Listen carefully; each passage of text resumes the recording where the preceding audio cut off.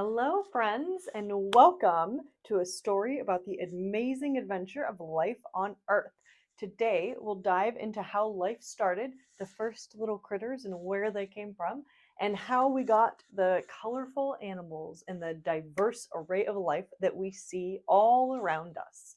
So, first of all, the basics of DNA.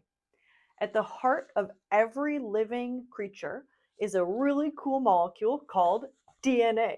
We're gonna do a little, do some pictures. I'm really excited. So it's DNA stands for, I'm gonna butcher this because I'm not a chemist, deoxyribonucleic acid. Imagine it like a twisty ladder where each step is made up of pairs of tiny building blocks. There's four different types, hence why I use four different colors.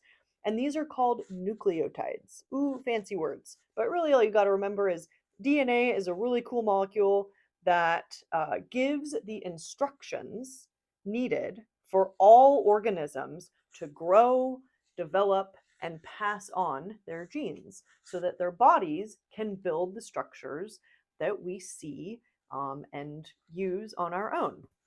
Well, so how did life get rolling from this molecule called DNA? Well, scientists think that life started on Earth about 3.5 billion years ago. So long ago. That's wild. Earth looked totally different. There were no cute little animals, there were no plants, there wasn't even any soil because soil is made of plants. Or, well, soil has plants in it. The only things that existed on Earth at that time were rocks, water, well, maybe not bubbly water, and magma. Ooh, magma. So, the early life forms were single celled organisms or single celled creatures called prokaryotes. This is my silly little drawing of a prokaryote. These are the flagella that make us swim. And these are some things called pills, and I forget what they do, but they're important. And these prokaryotes or single celled creatures include things like bacteria and archaea. So these first little buddies thrived in really extreme places like hot springs, I love me a hot spring, and deep sea vents where they didn't need sunlight at all. Holy stars! They did not use sun for energy. But as creatures evolved, ignore that one, that was my first attempt. These little cells began to evolve, and around 2 billion years ago, okay, so mind you, 1.5 billion years have happened before we even get to photosynthesis. After 1.5 billion years, some bacteria figured out how to use sun and CO2, yes, CO2, carbon dioxide, to basically make their own food, and then they release oxygen into the air, and then they use the sugars for their own little energy. Yum! That's so amazing. And this was a life changing event, literally. And it was known as the Great Oxygenation Event, which was huge for life on Earth because before that, there was a lot more CO2 than there was oxygen.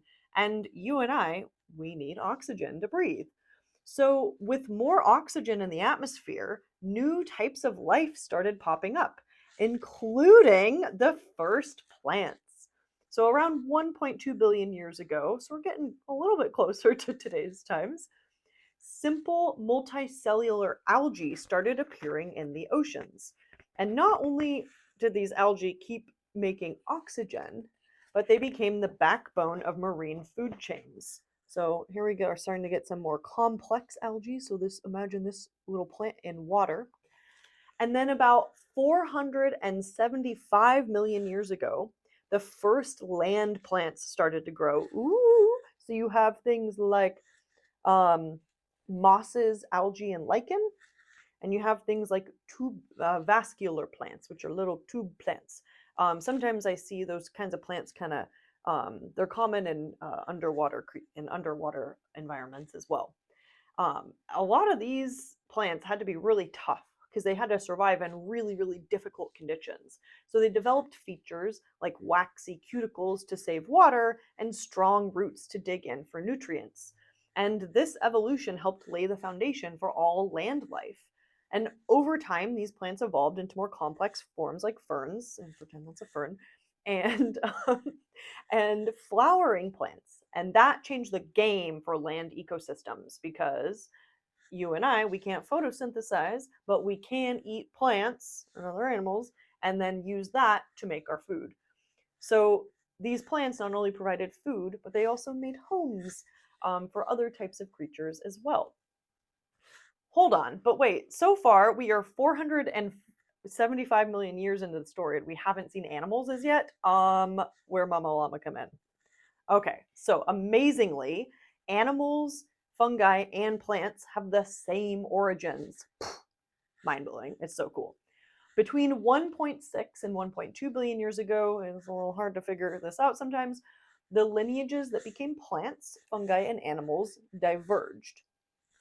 This was after and around the time that plants evolved photosynthesis. So if we go back to our little picture, it was like when plants are doing their thing, there are single-celled organisms that are dividing into different groups. So the first animals evolved from these early multi-celled organisms. Sponges, hey, here's my cute little picture of sponges, evolved around 800 million years ago, and they are among the earliest known animals. So cool. Jellyfish, corals, and sea anemone, here's my really quick jellyfish, are also amazingly ancient, with fossils of these creatures dating back to about 580 million years ago. That is so wild. The Cambrian explosion, which is where a bunch of animals came about, happened around 541 million years ago, still a very, very, very long time ago. And that's where a lot of the big groups of animals we recognize today came from.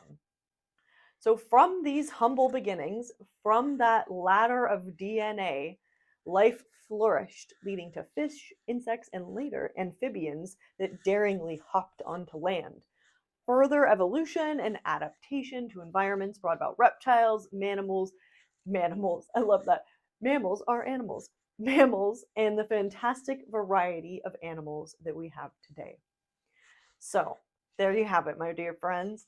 The story of life on Earth is a tale of incredible change and adaptation. From teeny tiny cells to bustling ecosystems, all life is connected like threads in a colorful tapestry. And I am so grateful that we get to be a part of it. Thank you for watching, and I'll see you next time.